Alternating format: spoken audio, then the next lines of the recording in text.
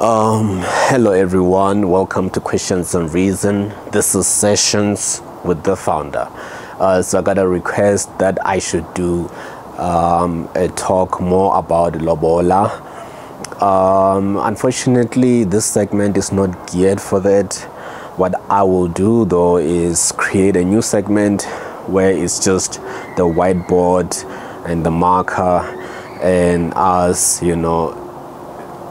making that compelling argument that is going to take around 2 hours or 1 hour 30 minutes or so, because so that even a minor can understand these things. All right, so yeah, be sure to check out Concepts when it drops, and I do promise that Lobola will be the first. Okay, it is Women's Day today. I just want to say Happy Women's Day to every woman out there. We love you, we appreciate you, and we have seen the violence against women, gender-based violence. We have seen the rapes, and we condemn those things. Hopefully you'll be able to escape with your life.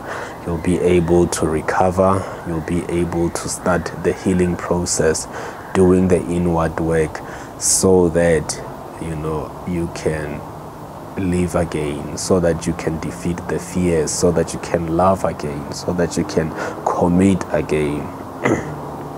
All right, so women played a huge role in my life, and I would like to thank my aunt, my wife, and all the women that I met in the since the beginning of my life until today. Most of them have contributed towards the way I think, thinking out of the box, emotional intelligence, and so on and so forth. So women are truly special, and I appreciate their contribution, not just in my life, but we have seen in society that most homes are held up together because of the women. Okay, I'm not sure why people condemn dating, because it's a wonderful institution where you get to learn about so many values, where you get to build your capacity of having feelings and controlling them, and maturing and taking responsibility, and so on and so forth. I don't condemn dating, as long as you don't, you watch who you make babies with. A lot of people are not careful who they make babies with, and unfortunately that is a lifetime contract. It's not something that you can get up next day and say, I don't want your child anymore. So let's make sure that the partners that we select are actually capable to be fathers even after the love affair. They are capable to be mothers even after the love affair. You can partner still and develop your children so that they can, become what they're supposed to become in life, with your support financially, emotionally, and so on and so forth. And this is me not preaching the concept of eugenics. A lot of people might not know what eugenics is, but at the root, it is what caused the Holocaust. It's what caused apartheid. So it's a concept where people believe that they can breed a perfect human race. Just as you breed a certain type of cattle, certain type of chicken, so they believe that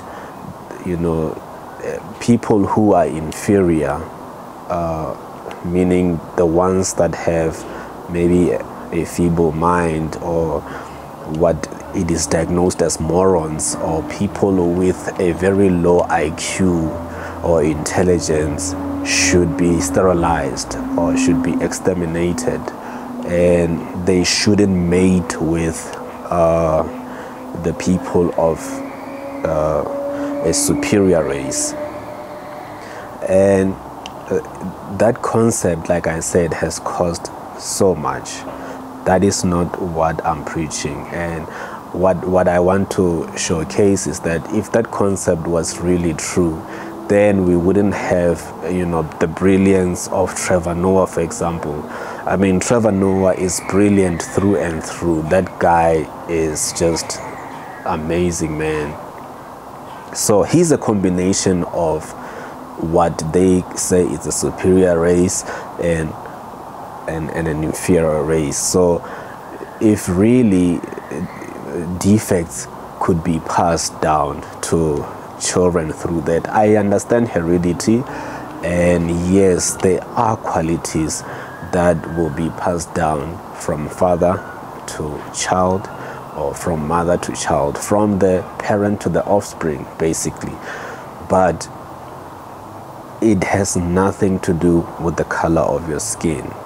All right, so they believe that it has something to do with the color of skin. That is why they fought Seretse Khama, who was actually the king of the Botswana, the first president of Botswana land, actually, because he went to London to study, and then he married a white woman that side, and his marriage was a threat to the apartheid government of South Africa at the time, that felt like a leader cannot be sending such mixed messages when they are trying to build segregation, when they are trying to separate the whites and the blacks. So he was exiled in London, or in England, for a long time. So, I love the fact that they, the couple fought to win that war. Love always wins. The wife, stuck through it, which is beautiful, and he stuck through it as well until he was able to go back to his land and lead his people. So that's not what I'm preaching here to say. Be careful who you have babies with.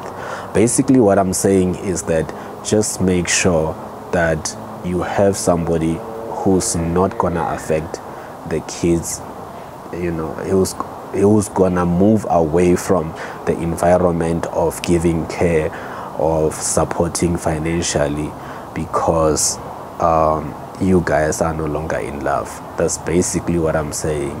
I mean, we've seen a lot of fathers buying big vehicles, sports cars, big mansions, but you find that their children are struggling to pay tuition at school. That is not what we want. So make sure it is that person who will still sacrifice. I'm not sure how you're gonna have that detector to say this, but I believe that some of the things are, red tapes. You can pick up red tapes and see that even though we don't talk to each other, this person still follows through their commitment, I think. So yeah, I also wanted to talk about the work that we should do in ourselves. We are more focused on doing the external work because it is easy to see. People can congratulate us to say, wow, you got a degree, wow, you got a promotion, wow. But there is another work, which is the inside work, where you deal with yourself. A lot of people can't stay alone and examine themselves to say, these are the steps that I think I'm taking wrong.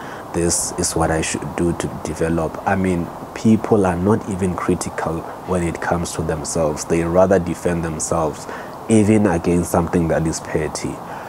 So if we do the work, the inside work, where we work on our character, when we work on our thinking, where we work on our emotional intelligence, there is a lot of bad things that we can avoid. We can have better working relationship. Even if we don't like each other at work or in business, we can still work smoothly. A lot of people, you can see that they break down because they don't have the emotional capacity to withstand somebody who doesn't like them.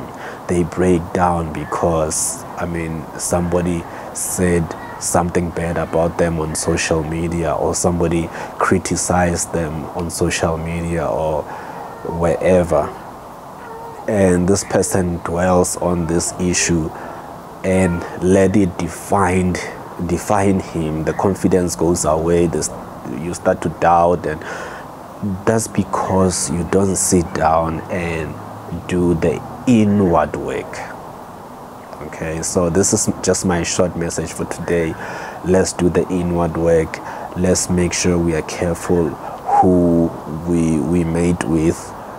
Like I said, this is not eugenics. I hope I'm clear on that, because somebody's just gonna take a short clip of what I said and then make it as though I'm Nazi, or I'm against people loving each other. I understand that love is important and people should love who they want to love, but let's be careful who is gonna be a co-parent, because love can grow cold and love can vanish.